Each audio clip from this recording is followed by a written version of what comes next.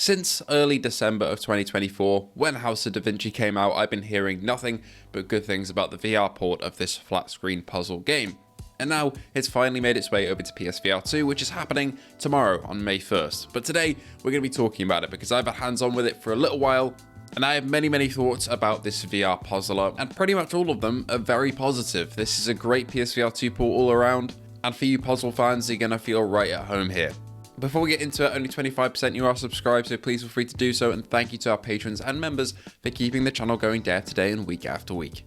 With that being said, let's take a closer look at the House of Davinci VR on PSVR2. House of Davinci puts you in the shoes of Leonardo da Vinci's apprentice. He's gone missing and you have to go and find him, while he alludes to some final creation of his that is incredibly advanced and the best thing that he's ever built. And throughout the game, you have to solve various puzzles to get to him. Each of these puzzles are inspired by Leonardo da Vinci's devices and the time period that the game is set in, and this is where the game shines. For people that enjoy puzzlers, you're going to have a fantastic time here. Each puzzle is designed in a fluid and smart way, and even me, who doesn't really enjoy puzzle games like this, had a pretty good time trying to figure these out. It's a bit similar to Red Matter 1 and 2, although I'd say the puzzles are probably a little bit harder than those games, where the atmosphere and the visuals of the game kept me going even though puzzles aren't my really preferred genre of game to tackle. The puzzles have also been translated into VR very well, for the most part. Because House of Davinci was a flat screen game before, I think it launched back in 2017, they had to do a fair bit of work to try and make these function with VR motion controls, and pretty much all of them feel very tactile and weighty. Every single lever, doorway, keyhole you interact with has a satisfying clunky nature to it.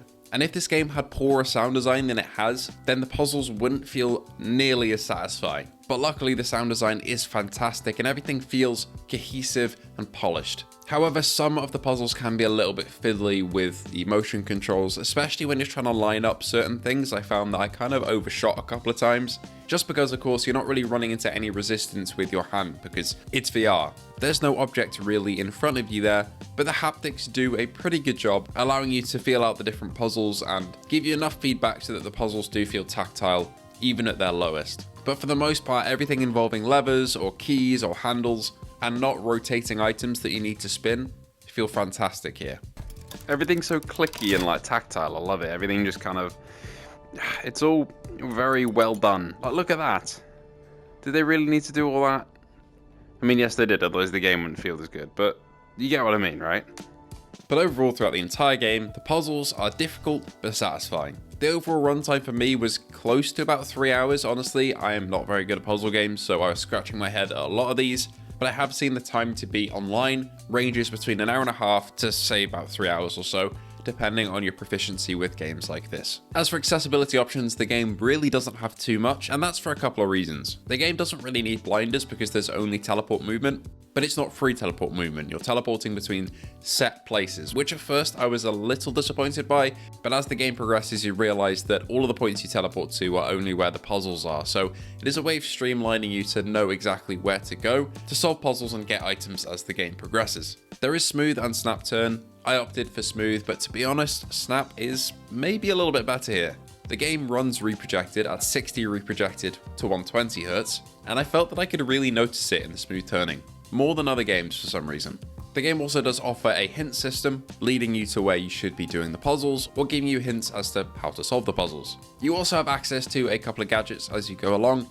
You'll get 2 devices that attach to your hands that allow you to see secret mechanisms in some of the puzzles that you're solving, and a device on your left hand that allows you to wind back time and wind forward time to see what Leonardo da Vinci has done in the place that you're currently in. Say the courtyard, you'll see where he walked to, what he interacted with, and this will allow you to understand the puzzles a bit better and will give you key clues to solving the area that you're in. This is a very cool mechanic and adds a bit of extra depth to a game that still would be great without it, but is elevated by its presence. Finally, as a PSVR2 port, the game is pretty excellent.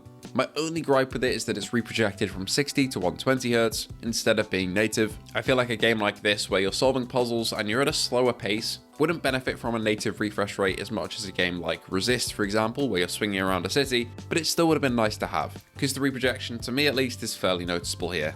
That being said, the visual quality is great. From close to far distance, everything is crystal clear and looks amazing. The texture work is pretty damn good. You can tell that this game is also built for Quest in a way.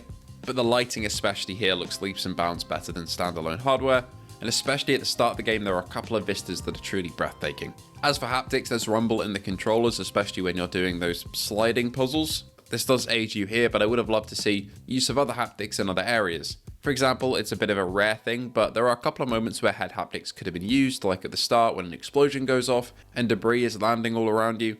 That was a moment where the head rumble really would have been effective, but unfortunately it wasn't utilized, at least in the build that I played. And lastly, capacitive touch isn't really a thing here. There's only hold to grip, which isn't too bad because you're not holding on to objects for very long. But for those of you that demand a toggle grip or capacitive touch option, it doesn't seem like there is one here, at least to my knowledge, but that is completely fine by me because it doesn't ruin the game at all, due to you being able to store objects in your inventory and then open them with a press of a button.